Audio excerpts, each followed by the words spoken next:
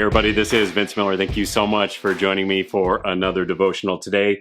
We're in John chapter 3. I'm going to read verses 17 down through 19. It states, "For God did not send his Son into the world to condemn the world, but in order that the world might be saved through him." So Jesus is our salvation or means of salvation.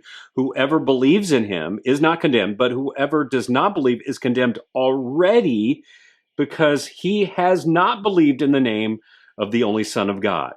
And this is the judgment. So here it is. The light has come into the world, and the people loved the darkness rather than the light because their works were evil.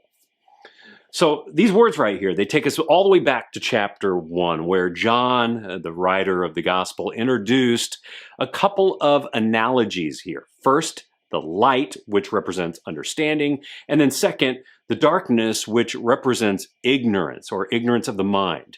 Therefore, John's point and Jesus' point here, because he's still speaking to Nicodemus, is that he, Jesus, has come to bring understanding because we've been living in ignorance. Christ is here to save the world from perpetual ignorance.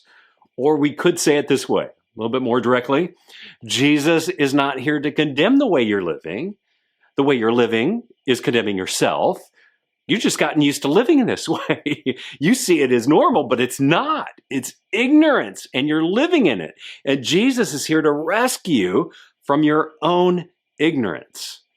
But guess what? We can only see it this way when we start seeing ourselves as really the problem. You know, C.S. Lewis once said something of this nature. He says, what you see and what you hear depends a great deal on where you're standing, but it also depends on what sort of person you are.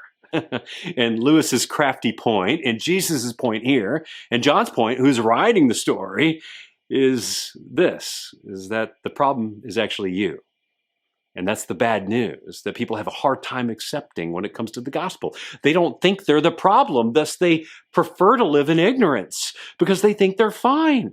And that's where ignorance ends and understanding begins for the follower of Jesus.